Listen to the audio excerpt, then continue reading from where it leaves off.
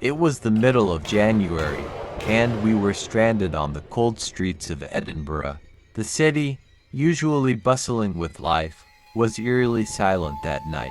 The moonlight barely illuminated the narrow cobblestone street as we wandered, aimlessly, with no place to stay. To our left, old dark houses loomed like watchful sentinels. To our right, the path led into the inky abyss of the hill, and beyond, only darkness. We were isolated, alone, and the cold bit at our skin. We stumbled upon a small hotel, a tiny beacon of hope in the otherwise desolate street. Its old-fashioned lamps flickered weakly, barely pushing back the oppressive shadows. We rang the bell, once, twice, silence. Then, from behind a small window pane, a pale, withered face appeared.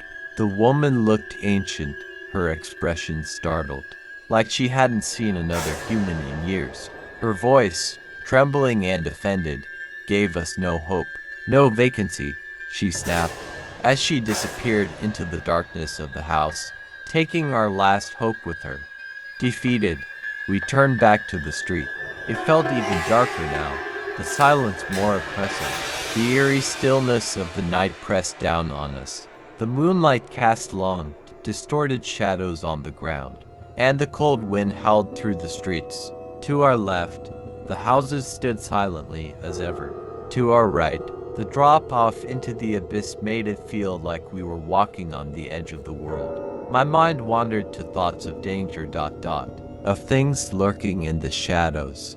We had to keep moving. At the end of the road, an ancient church stood like a relic from another time.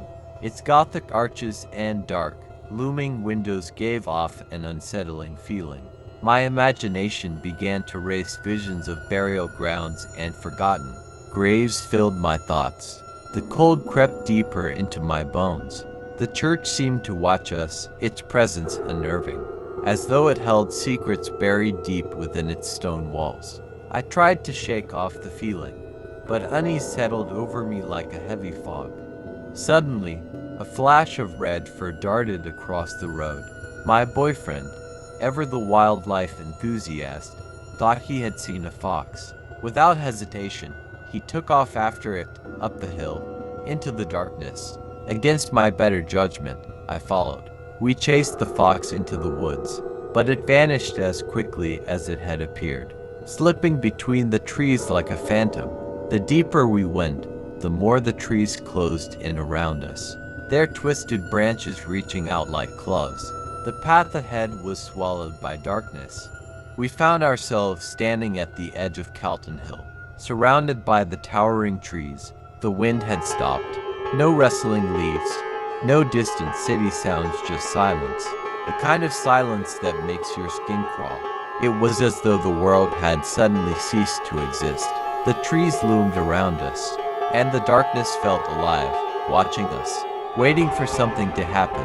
My heart raced, and a single thought crossed my mind: what if we had been led here? What if something was waiting for us? Then we heard it, three deep, heavy thuds, footsteps, rhythmic, deliberate, like something large and heavy was walking just at the edge of the tree line. My breath caught in my throat. Whoever or whatever was out there had stopped, as if listening to us. The footsteps were close, too close. We stood frozen for a second, the stillness weighing down on us. My heart pounded in my chest as I glanced at my boyfriend. Terror in both of our eyes. It was time to go. We ran. Without a second thought, we bolted back down the path, our feet pounding against the cold cobblestones. The trees blurred as we raced past them, and every shadow seemed to shift and move in the corners of my vision. My lungs burned, my legs ached, but we didn't stop. We couldn't stop. The city lights ahead felt distant, like they might disappear if we slowed down. Whatever was in those woods, whether it was human or not, was something we never wanted to meet. Finally, we reached the city, gasping for air.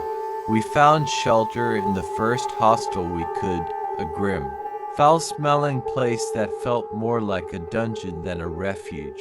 We collapsed into the uncomfortable beds, our hearts still racing from the night's events. Safe, but not comforted. The events of the night replayed in my mind over and over. What had we heard? What was watching us in those woods? To this day, I still wonder. But one thing's for sure: when your gut tells you to run, you'd better listen.